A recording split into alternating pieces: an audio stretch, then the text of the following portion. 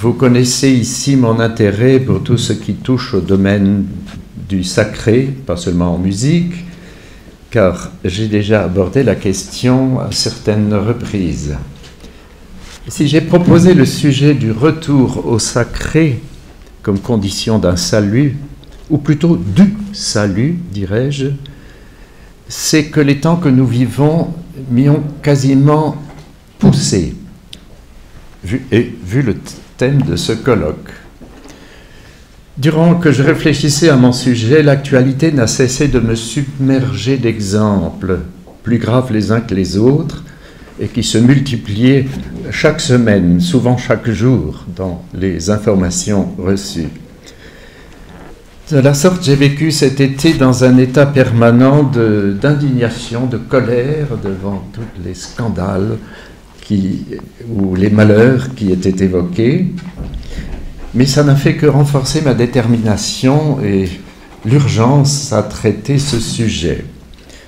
Comme je me sentais, pour ainsi dire, poussé d'en haut, il faut parler, il faut dire certaines choses, non pas vous apprendre les faits et les situations qui se précipitent, car vous ne les ignorez pas, mais m'efforcer d'en approfondir, d'essayer d'en approfondir les causes, d'en rechercher la signification. Beaucoup de discours, d'articles, de journaux, de débats à la radio, à la télévision sont consacrés sans arrêt à ces événements. Que n'avons-nous pas vécu cet été, par exemple? Mais on reste cependant déçu par le niveau trop superficiel de ces analyses, qui restent trop à ras de terre, trop simplement, oui, au ras du sol, c'est-à-dire à l'étage de ce que Pascal appelait, dans sa fameuse distinction des trois ordres, l'ordre charnel. Oui, insatisfaction même devant les savants développements, des gens diplômés, des spécialistes, ceux qui se hissent au deuxième étage, selon Pascal, l'ordre des esprits. Explication qui toutefois nous laisse largement insatisfaits. Essayons très simplement, maladroitement, de hausser notre réflexion à nous jusqu'à l'autre ordre supérieur, comme disait encore l'auteur des Pensées, celui de la charité. Il faudra préciser encore le contenu de ce terme. Oui, le tableau complet des maux qui affligent le temps présent et le monde d'aujourd'hui, quand on effectue un tour d'horizon dans tous les azimuts, de tous côtés, tous les domaines, on serait tenté d'énumérer ici, mais vous le savez, vous le connaissez, mais cela nous laisse un peu sans voix. Pourtant, il faut que je parle, je ne peux pas rester sans voix. Oui, le tableau de ces misères et de ces catastrophes est assez étonnant. Est-ce que nous en prenons suffisamment conscience? D'abord, le monde entier semble ébranlé, secoué, rien ne va plus. Si on fait le tour de la situation, regardez les violences, les guerres, les terrorismes, les instabilités gouvernementales, politiques, partout, en Amérique latine, en Algérie, en Tunisie, au Yémen, en Israël, à Hong Kong, Cachemire, à Moscou, etc. Dans les pays, des manifestations, partout, des émeutes, des soulèvements, des oppositions, et puis des événements comme le Brexit et tout le drame, le déroulement, l'incertitude en Italie, politique, avec partout une violence soutenue. C'est quand même curieux. À cela s'ajoutent les catastrophes climatiques. On n'en parle pas beaucoup de certains. Il y a eu des séismes aussi ces derniers jours encore, par-ci, par-là. Il y a bien sûr le grand incendie des forêts d'Amazonie, mais aussi la pollution des mers, le fond de la Méditerranée, la disparition d'espèces animales, végétales, etc. Ça vous laisse sans voix, ce tableau. le monde d'aujourd'hui semble tout entier ébranlé. Et je ne continuerai pas d'énumérer tout cela dans le détail, ça prendrait du temps. Pourtant, généralement, après des trémolos dans la voix, quand on a évoqué ou dénoncé le terrible état des choses, sur nos écrans, dans nos radios, on passe à autre chose, et avec des grands sourires. Ah oui, telle manifestation sportive, telles idoles hurlant dans des micros devant des foules hystériques, d'autres futilités. Immédiatement après, quelques instants ensuite, je voudrais me référer à Péguy et à une de ses déclarations bien connues. Lui aussi se désolait de la simplicité de certaines explications des phénomènes. Il ajoutait « Il faut donc qu'une faute de mystique ait été commise. » Profonde parole, d'une actualité brûlante. Je parlerai souvent, c'est le prof de littérature qui parle, lui, de citations ou d'écrivains. Alors, mon premier développement pourrait se mettre sous la direction, sous l'inspiration de Gustave Corsao et son livre O século de nada, le siècle de l'enfer, la traduction en français de ce livre. Quand on parcourt ainsi le tableau terrifiant de l'état du monde, on se dit que jamais les choses n'ont atteint un tel degré de paroxysme. Oui, certes, il y a eu les invasions barbares au Moyen-Âge, les révolutions, surtout la française, son prototype. La Grande Guerre, eh oui, il y a eu des catastrophes à échelle continentale souvent. Mais constatez-le, c'est maintenant le monde entier qui est atteint de ce mal, de la maladie à un degré de gravité que je pense qu'il n'avait jamais été atteint, hormis le déluge, sans doute, évidemment. En effet, à côté de l'addition des malheurs publics, nous assistons à une détérioration des comportements publics ou privés. Bien, vous avez tous entendu, lu, peut-être assisté à des violences, à l'insoumission des adultes et des jeunes,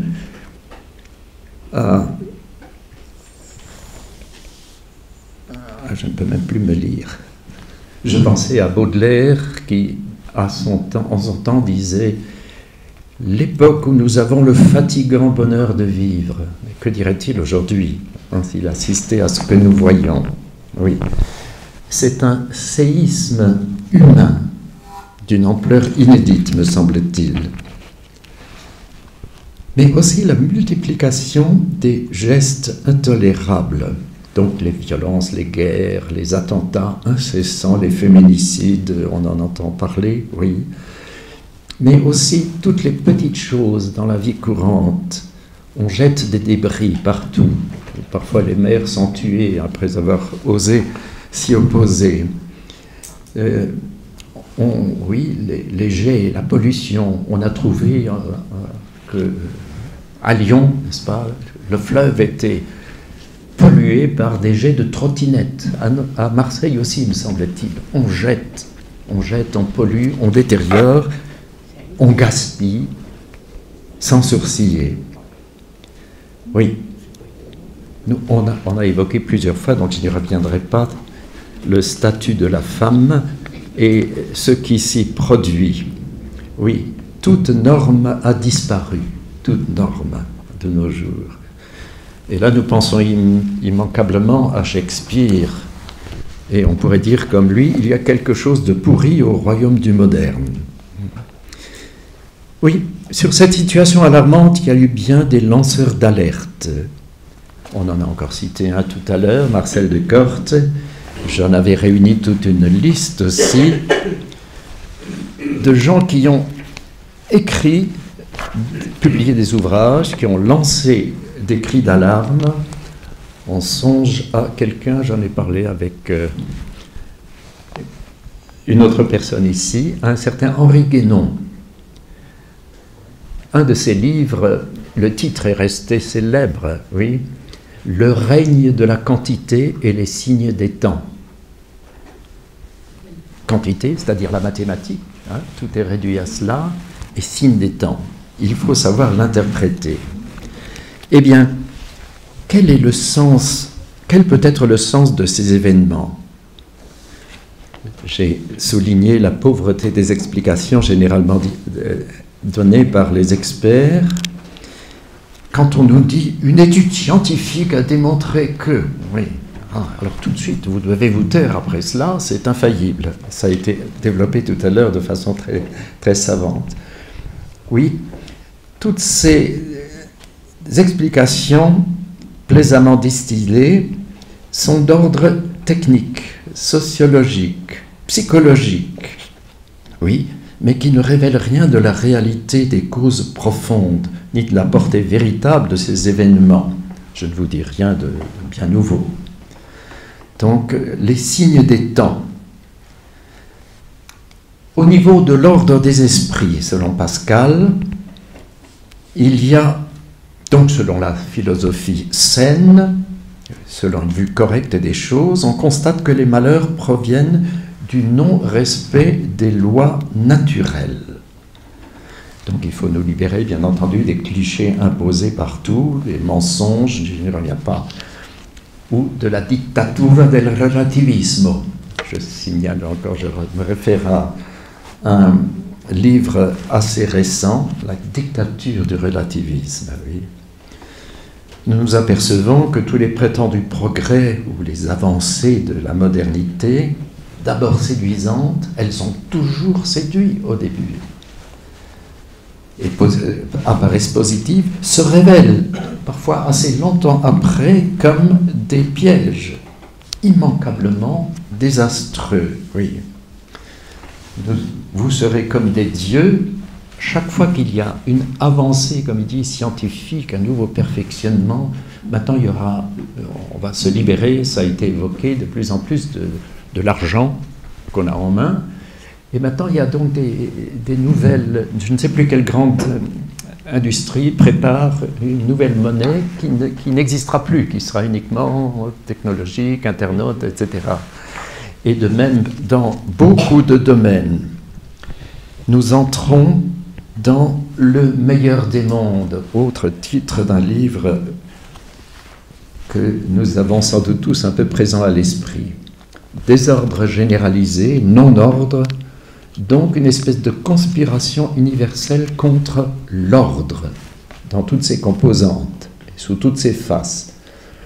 Contre l'ordre, oui, dans la vie courante, contre les parents, les maîtresses d'école, les maîtres d'école, les gardiens de l'ordre, les maires, les chefs d'État contestés avec une fréquence que je pense qu'on n'a jamais eu autant de souverains, de politiciens, de chefs d'État qui sont contestés. Oui. Contre la vie, n'insistons pas, contre la santé, l'enfance, la naissance, la paternité, la sécurité dans la rue, le pays, la décence, etc.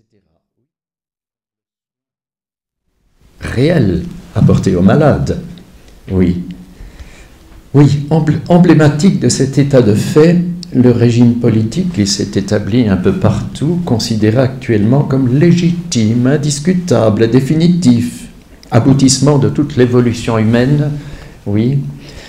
Je vais parler bien sûr de la démocratie, mais il apparaît même aux yeux de la science, de la pensée normale, saine, que c'est le poison fondamental, c'est un peu le péché, l'un des péchés originels de la modernité, la source lointaine des misères actuelles, oui. Censé apporter liberté, égalité, fraternité, au contraire, ça n'a produit le contraire, comme nous l'avons vu en science. Soumission, inégalité, division, car c'est une tyrannie caractérisée dès le départ par un certain saint juste, qu'on devrait plutôt appeler, moi je le nommerais saint injuste. Ce qui constitue une république, c'est la destruction de tout ce qui lui est opposé. Nous en avions l'illustration tout à l'heure, la destruction. C'est Saint-Just qui a dit cela publiquement, devant la France de son temps et devant l'avenir ensuite. Tout est dit, nous en voyons aujourd'hui les fruits et en leur cruelle évidence. Donc, au plan simplement naturel, humain, aux yeux du bon sens ordinaire, on doit conclure que le salut, la guérison du mal, proviennent d'une renonciation aux principes inspirant présentement la conduite du monde, de suivre le mot d'ordre d'un certain Huysmans. Voilà ce qu'il faudrait faire. Huysmans a écrit un livre en 1884, À rebours. Ça fait grincer des dents à son époque déjà. 1884, à rebours. Oui. Eh bien, revenons au mot de Péguy. Il faut qu'une faute de mystique ait été commise, disait-il. Oui, pour avoir l'explication ultime et surtout de déterminer la solution pour obtenir ce salut, il nous faut prendre de la hauteur et nous installer au niveau du troisième ordre de Pascal, celui de la charité, c'est-à-dire de la mystique, comme le dit Péguy. Nous touchons ainsi une évidence, c'est que l'opposition multiforme qu'on a relevée contre les lois naturelles sont en réalité une révolte systématique contre l'ordre du Créateur. On connaît la formule célèbre de Bernanos, elle a été évoquée hier. On ne comprend rien au monde moderne tant qu'on n'a pas compris que c'est une conspiration contre toute forme de vie intérieure. J'ajouterai contre toute forme de sacré véritable. Oui.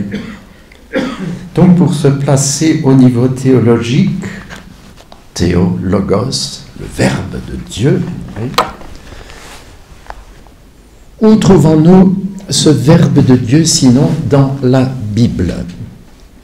En la lisant, c'est la condition, attentivement, on y trouve peut-être toutes les réponses auxquelles nous aspirons.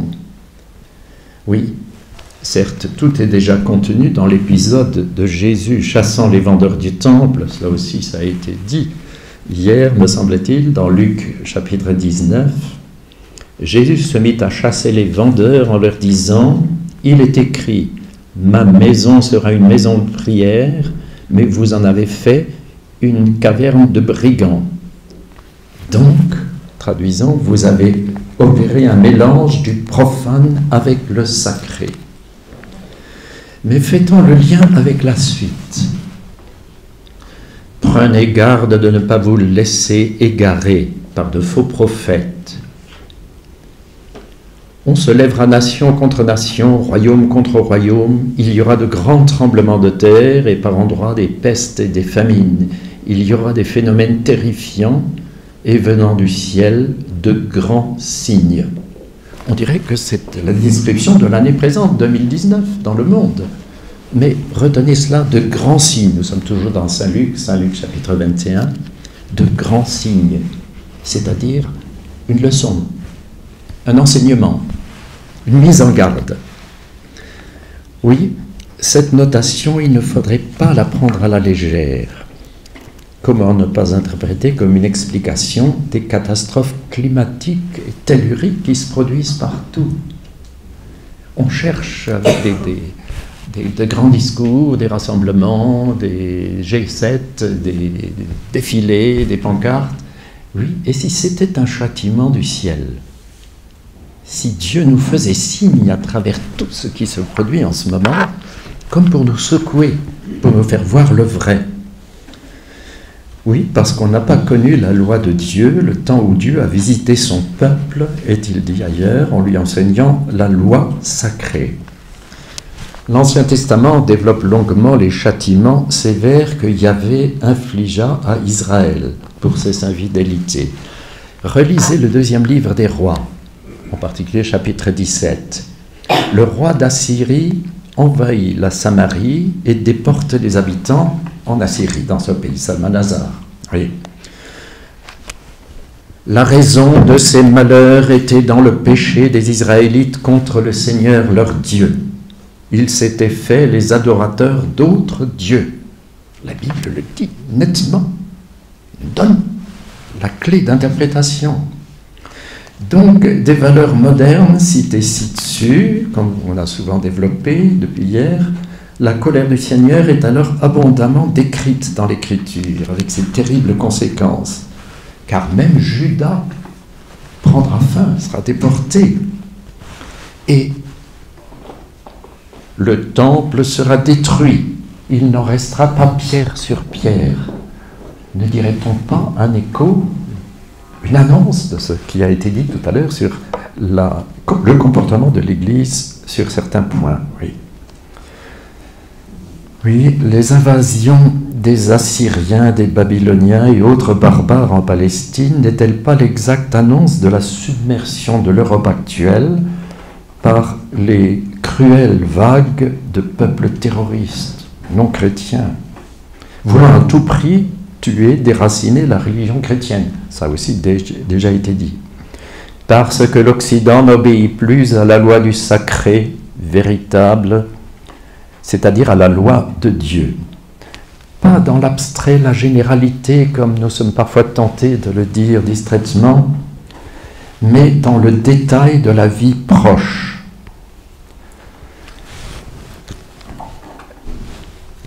Saint Jacques, dans son épître, nous dit la chose suivante, si je le retrouve.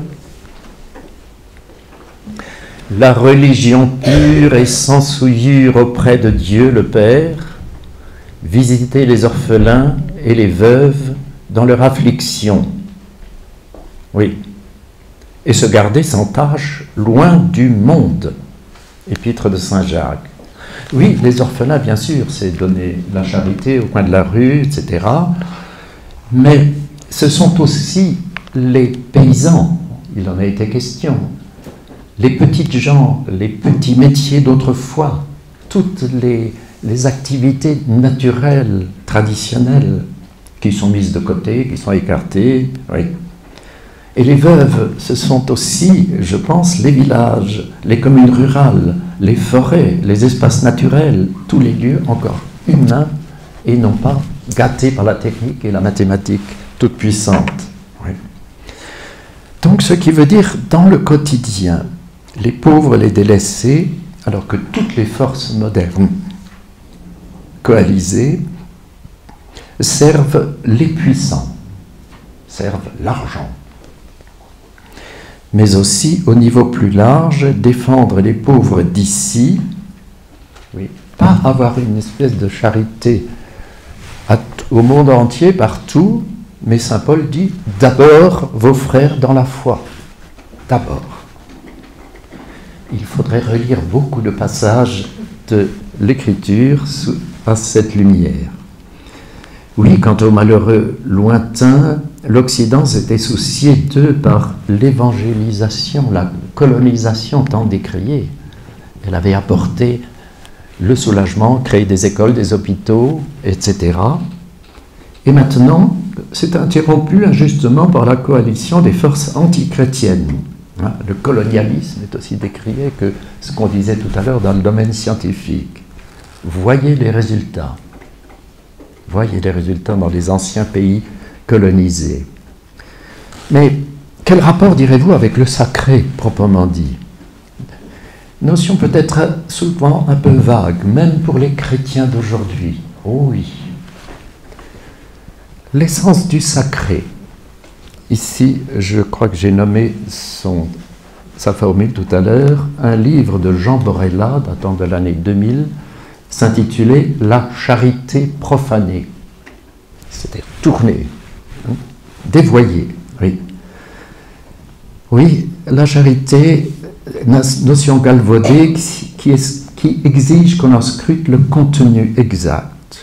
Alors, je ne vais pas développer, ça vient de la racine skr, S-K-K-C-R, qui veut dire séparation, distinction. Vous voyez, dans la messe, il y a une prière qui s'appelle la secrète. Pas parce que le prêtre l'a dit à voix basse, mais parce que c'est le moment où le pain et le vin vont changer d'ordre, être consacrés. La secrète, c'est créta, oui, la distinction. Le plus triste, c'est que l'Église contemporaine a elle aussi laissé s'affaiblir cette valeur, a souvent failli dans ce domaine. Oui, le concile qu'on avait tellement acclamé, salué comme un renouveau, opéra un dangereux changement, gommant justement les indispensables distinctions entre sacré et profane, entre dogmes orthodoxes et autres croyances, ah oui, toutes vénérables, toutes, etc., entre le culte de Dieu et le culte de l'homme. Il me semble qu'il y avait là déjà une annonce des faux prophètes, comme le dit Matthieu dans son chapitre 7. Et ça a été commenté admirablement par saint Hilaire, dans le commentaire sur saint Matthieu. J'ai déjà cité, je crois, cette phrase. « Beaucoup me diront Seigneur, Seigneur, ces jours-là, mais ne font pas la volonté de Dieu. » Et alors Dieu châtie durement les infidélités. Vous vous rappelez peut-être l'épisode du prêtre Élie, celui auprès duquel le jeune Samuel avait été envoyé.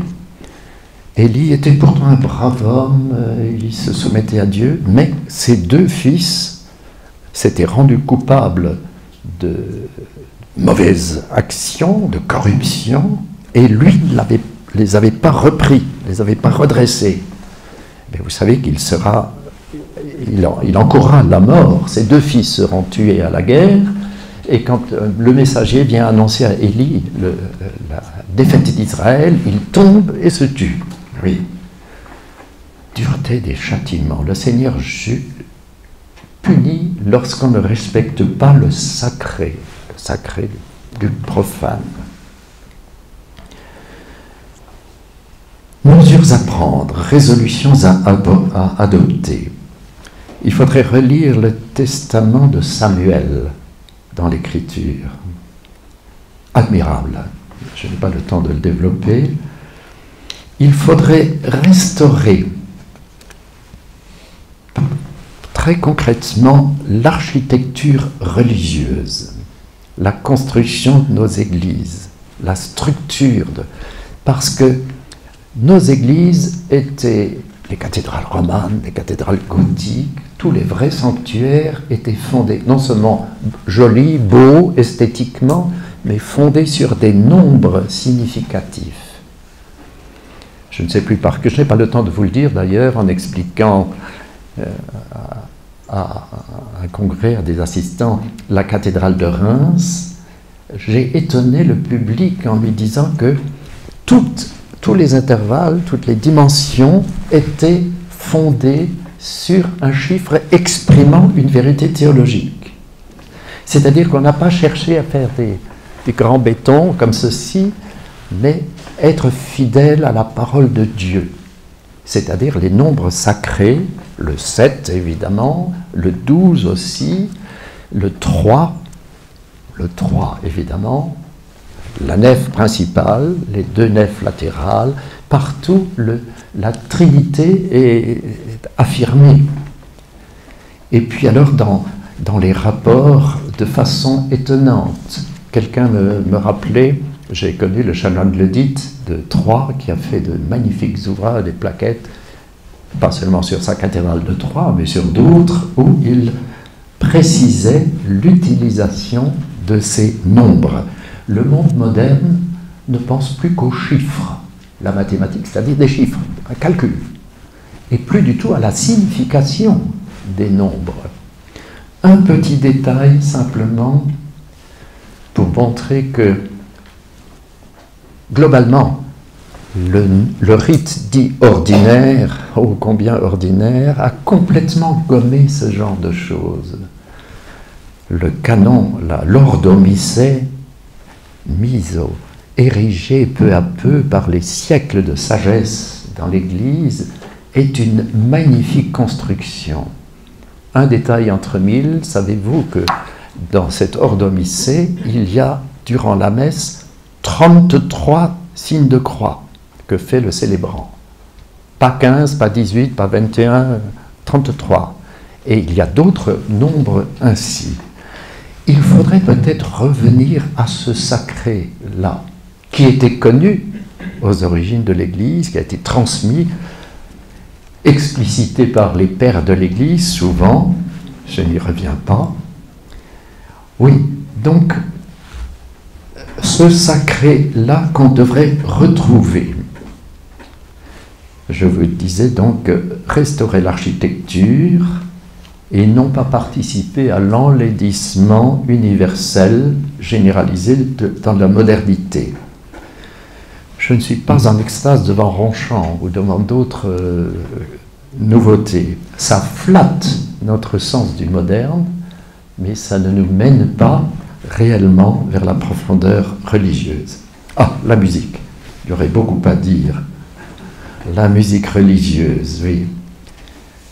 Les cantiques affligeants qu'on nous impose. Je ne sais à qui j'ai raconté hier que dans ma cathédrale de Strasbourg, qui est construite aussi selon les nombres sacrés, et où, par exemple, à chaque solstice, il y a un rayon qui tombe d'un des vitraux, le soleil, qui tombe exactement sur la tête du Christ crucifié de la chair. C'est une petite chose. Ça, il y a chaque fois c'est un de mes amis qui avait trouvé cela. Chaque fois, il y a du public qui vient, on en parle. Mais il y a bien d'autres choses comme cela qui montrent que l'orientation des églises, la structure, tout cela a un sens. Et la musique religieuse, alors dans ma cathédrale, maintenant il a quitté ses fonctions, l'animateur, on est maintenant animateur, on n'est plus maître de chapelle. Alors c'était malheureusement un de mes amis, un collègue en musique, hurlant dans son micro bien sûr, « Ce jour que fit le Seigneur est un jour de joie, d'allégresse. » En plus, il y avait encore son accent alsacien. Mais c'est une abomination. La laideur dans les formes, dans la musique sacrée, évidemment, elle est à un degré éminent dans le chant grégorien, dont je pourrais aussi, j'espère que je montrerai un jour dans un des stages, sur quel nombre sacré, sur quel extraordinaire fond est constituée cette musique. Oui. Donc la véritable liturgie digne de ce nom, il faut y revenir aussi, digne du Très-Haut, et non pas flattant la camaraderie, l'humanisme, etc. J'ai des exemples qui ne cessent de me tarauder. Lorsque le prêtre, il y a déjà une chose qui me paraît, même chez les traditionnalistes, est oubliée. Lorsque le prêtre est à l'autel, lorsqu'il célèbre, il est in persona Christi. Quand il vient, il ne monte même plus en chair, quand il vient au micro pour prêcher, il garde ses ornements. Non, il faudrait qu'il enlève et qu'il prenne autre chose, il reste en surplis. Rigueur des lois du sacré. Mais plus grave encore, lorsque, en ornement, à la fin de la messe, il descend, et puis il va embrasser la dame catéchiste, il va bavarder dans l'église, dans la nef. C'est-à-dire qu'on a complètement oublié cette séparation, ségrégation, sécrète entre le chœur, le sanctuaire et la nef. On traverse cela en costume civil sans honte. Il ne faut pas. J'ai dans mon église, pourtant traditionnelle, édifiante, etc., un sacristain qui est dans la nef au premier rang, et puis ensuite chaque fois qu'il doit monter pour sonner, il monte en civil, bien sûr, mais en plus une petite chemisette, un peu manche courte, et puis les bretelles par-dessus. Il passe à côté de l'autel pour aller à la sacristie. On a perdu complètement ce sens de la décence, d'équette, ce qui convient dans le sanctuaire. J'irai plus loin, jusqu'au comportement des chrétiens d'aujourd'hui, des bons chrétiens pieux, fidèles, qui viennent à la messe. je tente de ne pas trop regarder autour de moi, mais je vois que les gens sont distraits. Se rend-on compte de la hauteur, de la profondeur qu'est le signe de croix? C'est un signal sacré. Même, je dois le dire, mon célébrant, mon curé, avec distraction, retrouver le sens de la dignité des gestes sacrés, de la marche, de la procession, de l'entrée, de la sortie. Et pour les chrétiens, pour les fidèles, je les vois parfois devant moi, au moment du paternoster, oui, ils font comme ça, maintenant c'est très à la mode de lever les mains, mais ensuite ils reviennent de la communion avec les mains dans le dos, ou bien les bras ballants. Tous ces comportements sont quand même une injure, sont un non-respect du sacré.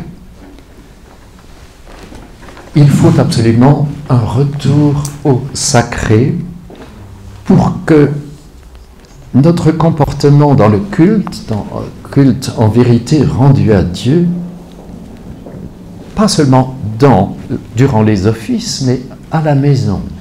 Il faudrait que le bénédicité soit, comme nous le disons ici, en famille, et les grâces, et qu'on fasse ensemble des prières en famille, que le Père retrouve un peu quelque chose de son rôle de prêtre, famille domestique. C'est lui qui doit commencer la prière. Prière du soir, le jeûne eucharistique, ah oui, ça c'est souvent très fini. Je me rappelle dans ma jeunesse, un de mes camarades n'a pas osé communier parce qu'après minuit, il avait gardé je ne sais pas quel bout de pain au fond de la rue, il avait avalé cela. Ça paraît ridicule de nos jours, le jeûne eucharistique. Oui. Jésus a jeûné 40 jours et 40 nuits, dit l'Évangile, avant sa mission. Oui, il faudrait que nous retrouvions ce sens aigu du respect, pas seulement du dogme avec notre intelligence, mais de la pratique. Entonnons peut-être devant cette sombre situation la lamentation de Jérémie. Jérusalem, Jérusalem, convertere ad dominum tuum. Oui, Jérusalem. Donc, l'Église aussi, les chrétiens, retourne-toi, convertis-toi vers le Seigneur. Donc, se détourner de tous les faux dieux, surtout de l'idole, alors omnipotente, la nouveauté. Ah, dès que c'est nouveau, c'est bien, c'est mieux. Non. C'est une déesse devenue toute puissante du monde actuel. En effet, par cela, nous n'assainirons pas seulement la vie de l'Église, son culte, son respect du nom divin, qui connaît une indiscutable décadence actuellement, nous ferons aussi refleurir les vocations sacerdotales religieuses en général. Je repense souvent que dans la paroisse de mon enfance, une petite ville de province, il y avait un curé et 5 vicaires. Il y avait des servants de messe, des garçons, en nombre. Nous étions des petits chantres, nous avions notre surplis, notre robe noire, nous arrivions en procession en chantant. Les jours de fête solennelle, il y avait non seulement la chorale polyphonique, il y avait l'orchestre paroissial. Oui, il y avait dans ma paroisse, et à Saint-Martin, dans la paroisse l'autre, un orchestre symphonique complet. Bon, tous ne tenaient pas sur la tribune les jours de fête, mais quand on chantait des messes de Haydn, etc., les jours de fête. Il y avait là une espèce de rassemblement de toutes les forces humaines, toute la paroisse, sa beauté, son art, sa piété, venait pour rendre grâce à Dieu, rendre gloire à Dieu. Et le sacré pour lequel je plaide, c'est rendre honneur au nom de Dieu, le nom divin.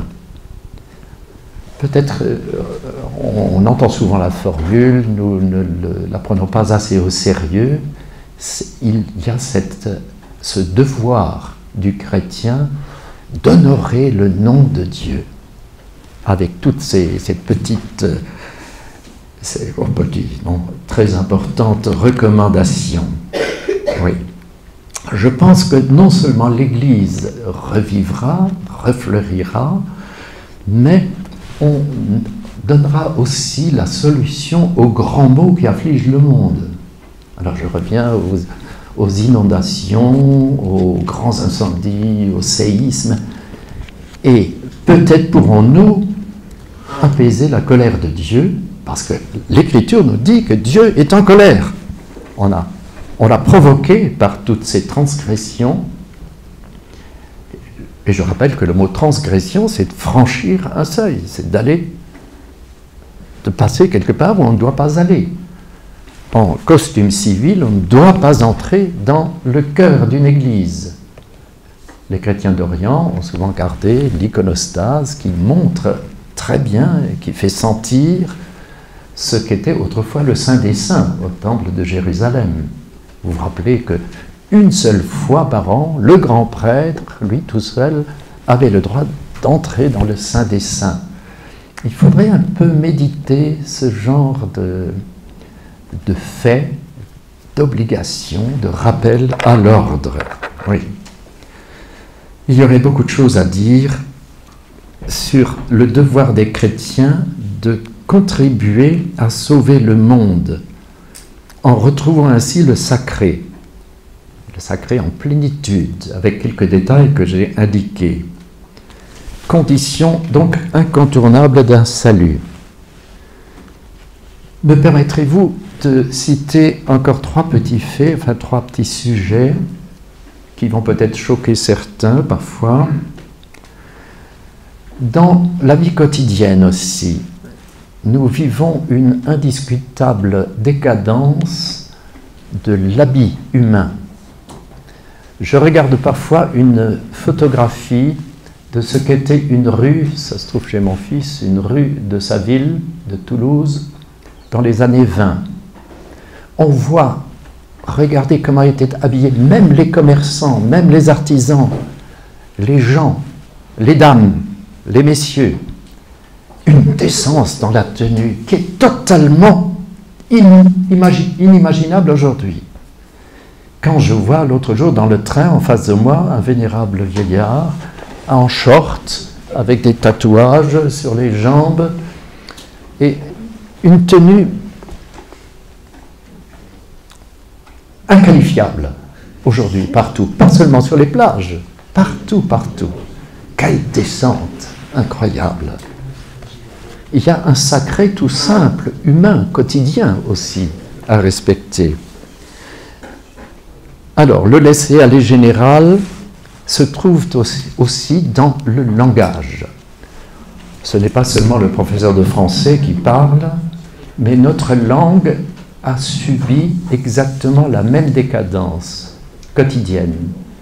Les discours, les fautes de français, et alors, parmi ceux qui devraient parler irréprochablement, à la télévision, à la radio, dans les discours publics, je relève constamment, je suis un peu pointilleux sur ce côté-là, tout le temps des fautes de français, des répétitions, des solécismes, des barbarismes.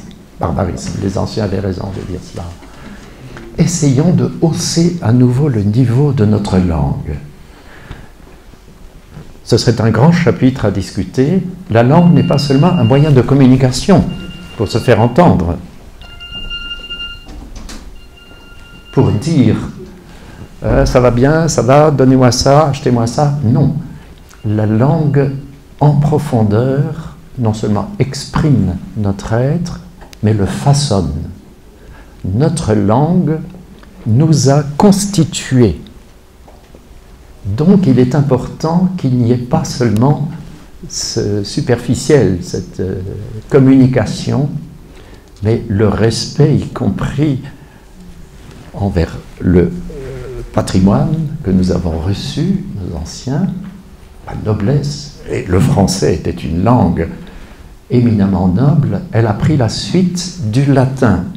Vous savez que pendant longtemps, jusqu'à il y a pas trop d'années, c'était la langue diplomatique, parce qu'elle permettait le mieux de distinguer, de dire les choses en droit international, etc. Le français est constamment mis de côté maintenant. J'ai lu, je dois avoir un article ici, ces jours-ci, où un Français, un politicien français, s'est rebellé contre le fait qu'on a interdit, on voulait interdire le français à la commission de Bruxelles, etc. Ça va jusque-là. Le français, donc, a une valeur, un contenu, un aspect sacré aussi. Et on veut le piétiner, le mettre de côté, comme la foi, le dogme. J'ai envie de dire du mal de l'impérialisme de la langue anglaise ou américaine, qui envahit tout notre langage quotidien. Il y a des personnes qui ne peuvent pas dire une phrase sans employer des mots qui, de nos jours, dit encore d'accord. Bon, ok. Des mots tout simples, parsèment notre langue. Surtout le domaine de la technique, de l'Internet, du sport, ça remplit tout. J'affirme, au risque d'essuyer tout à l'heure des tirs d'arbalète, que l'anglais, c'est l'incarnation de l'esprit moderne, de l'insoumission. Il contient toutes les valeurs. Il nous faut lutter contre l'omnipotence, la tyrannie de cette langue. C'est celle de la finance, de l'argent roi, du commerce, du business, comme j'ose dire, parce que je m'appelle Ness. Langue, oui, qui nous fait descendre, qui n'honore pas comme nous le devrions, le nom divin. D'ailleurs, j'avais une collègue, prof d'anglais, qui me disait un jour, d'un air un peu consterné, il n'y a aucune voyelle pure en anglais. Aucune voyelle pure. C'est quand même un diagnostic sévère. Alors que le latin, qui était une langue d'une clarté, qui a permis donc l'extension du christianisme, la civilisation, en tout cas européenne, suivie par le français qui a joué un peu ce même rôle. Y renoncer, c'est évidemment se décaler, se laisser glisser. Alors, constat un peu lamentable tout cela, mais pourtant ne désespérons pas, car il existe, on l'a aussi montré dans quelques-unes de ces causeries, des motifs d'espérance. Pourquoi? Oui, des motifs d'espérance. J'aurais voulu que devant la sécheresse qui a visité la France cet été et d'autres pays, j'aurais voulu que l'Église organisât. Il faut un subjonctif imparfait après. Pourquoi n'y a-t-il pas eu de prière publique pour demander à Putendam pluviam, pour demander la pluie? Pourquoi pas? Je n'en ai pas vu nulle part. Intercéder auprès de Dieu, il demande, il nous écoutera, mon fils vous écoutera, mais à condition que vous vous adressiez à lui. Et alors, je me rappelle une petite anecdote émouvante dans ma jeunesse, j'étais presque enfant encore, on faisait, dans notre paroisse, enfin la paroisse du village de mes grands-parents, on faisait de ces prières pour la pluie. Et un jour, on voit arriver, au moment de nous entrions dans l'église, une petite fille, une fille assez jeune, qui avait un parapluie à la main. Les gens se secouaient d'elle, etc., le ciel tout bleu. Au sortir de l'office, il pleuvait. La foi d'une petite fille, et pas seulement, Seigneur, Seigneur, elle a eu foi, la pluie est tombée. Je pense que les spécialistes, s'ils en avaient été, n'auraient pas pu expliquer pourquoi, soudain. Que ce soit un exemple pour nous. La prière, la foi d'enfants, pour nous sauver. Mais surtout, Notre espérance est exprimée dans le Cantique de Marie, qui me paraît une prière prophétique. Elle a annoncé non seulement Magnificat anima mea Dominum, mon âme glorifie le Seigneur, il s'est penché sur son humble servante, désormais tous les âges me diront bienheureuse, oui, c'est vrai, mais ce n'est pas seulement son cas, à elle. Elle dit quelque part, Fecit potentiam in brachio suo, dispersit superbos mentis. Ah, quelle admirable condamnation de ceux qui sont orgueilleux de leur statut. Exurientes in plevit bonis. Il a rassasié de bien les gens affamés.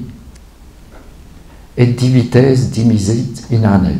Et les riches, il les a renvoyés les mains vides. Quelle prophétie magnifique! Quel étendard d'espérance à travers les siècles.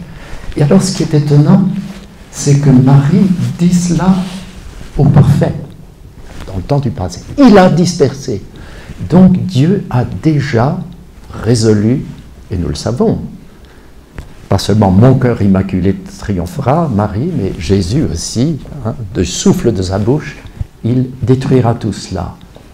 À condition donc que le monde, les chrétiens d'abord, et le monde reconnaissent les valeurs du sacré, c'est-à-dire de ce qui n'est pas profane, pas seulement l'ordre humain, mais l'ordre de la charité. Je vous remercie. En vous écoutant tout de suite, je pensais à l'homélie de Noël célèbre de Saint Léon le Grand, qui reconnaît aux chrétiens la dignité. Et cette dignité, on confond, il parle en fait de la dignité morale donnée par la grâce de Dieu, évidemment.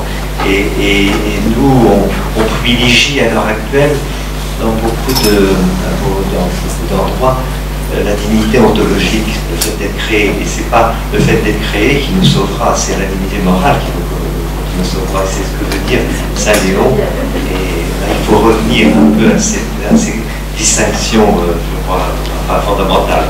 Oui, je voulais aussi parler de la langue, parce que la langue française, effectivement, est très précise. C'est très important pour la clarté de la pensée, parce que les gens aujourd'hui, ils parlent en verlan et tout ça, donc ils ne peuvent plus penser, ils ne peuvent plus rien dire. Ensuite, l'anglais qu'on parle aujourd'hui, bon déjà l'anglais c'est une langue un peu dégénérée au départ, c'est un peu du français déformé. Hein. Mais en plus, ce qu'on parle anglais aujourd'hui, c'est pas de l'anglais, c'est du globish. C'est pas une langue, ça ne durera pas. Même aux États-Unis, l'anglais est en régression par rapport à l'espagnol. Ah oui. Hein. Et dans le monde, on reviendra au français. Pour les Africains, on aura un retour de notre travail de colonisation du passé. Parce que beaucoup d'Africains aujourd'hui, même si l'anglais gagne un peu, ont conservé le français, ils tiennent et parlent beaucoup mieux français que nous. Je pense que c'est quelque chose d'important parce que pour la clarté de la pensée, aujourd'hui on est décérébré par la pensée, par le langage, et c'est très important. Le numérique qui va... Je suis retourné dernièrement dans l'amphithéâtre où j'enseignais et j'ai vu 80 étudiants, chacun avec son ordinateur, son écran devant le nez. Je ne sais pas ce que le professeur en bas pouvait dire, mais le contact, la présence du maître, de l'enseignant est terminée maintenant. Parfois certains devaient jouer, faire toute autre chose que de noter le cours. Mais déjà ça, c'est aussi un symptôme. Le maître, l'autorité, et puis là, c'est la dispersion, c'est là chacun dans son coin, et le numérique, le calcul, etc. Oui. Je vous remercie vraiment pour vos explications sur la séparation du profane et du sacré. Ma question, c'est pour les personnes qui quittent la messe ordinaire pour venir à la messe traditionnelle, justement attirées par le sacré, il y a une barrière qui est le latin, la connaissance du latin. On m'a posé la question, où est-ce que je peux suivre des cours de latin? Et j'ai regardé au Bernardin, persuadée, j'avais vu des cours de langue, qu'il y aurait des cours de latin. Et j'étais stupéfaite, il y a 4 niveaux en hébreu, 4 niveaux en grec, et rien en latin. Alors, une question, où est-ce que sur Paris, la région parisienne, on peut trouver des cours en latin? Vous avez l'Institut du Bon Pasteur, rue Saint-Joseph, qui organise des cours de latin. Et puis je vous signale un ouvrage de Gérard Bedel, qui est professeur à l'ICES à La Roche-sur-Yon, Institut catholique d'enseignement supérieur. Il a été, je pense qu'il n'est pas encore, il a quelques cours. Il a écrit le latin par la messe. Donc c'est un livre qui est entièrement de l'apprentissage du latin à partir des textes de la messe. Donc ça répond totalement à votre demande. Hein. Gérard Bedel, le latin par la messe.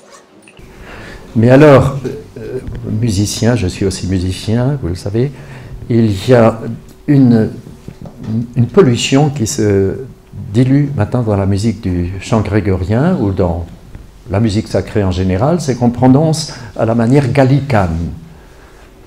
Magnifica anima mea dominum et exultavit spiritus meus, etc.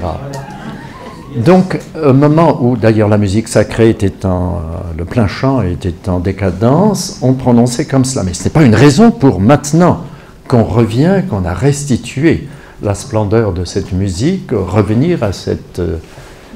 vous entendez souvent des messes polyphoniques aussi qui sont prononcées ainsi. Ça n'est pas le sacré, le noyau, l'essence du latin, celui du XVIIe siècle français.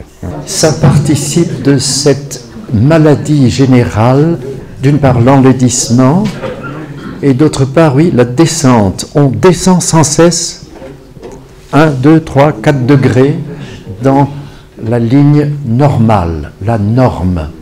Le sacré, c'est donc la frontière, et là, on transgresse sans cesse et on tombe toujours. Et ça, c'est un cas particulier. J'ai retrouvé finalement donc un des livres dont j'ai parlé, La prophétie musicale de Albert Roustit. Très beau livre qui montre comment son sous-titre, c'est Études sur les nombres et les plantes dans leur rapport avec la musique, oui.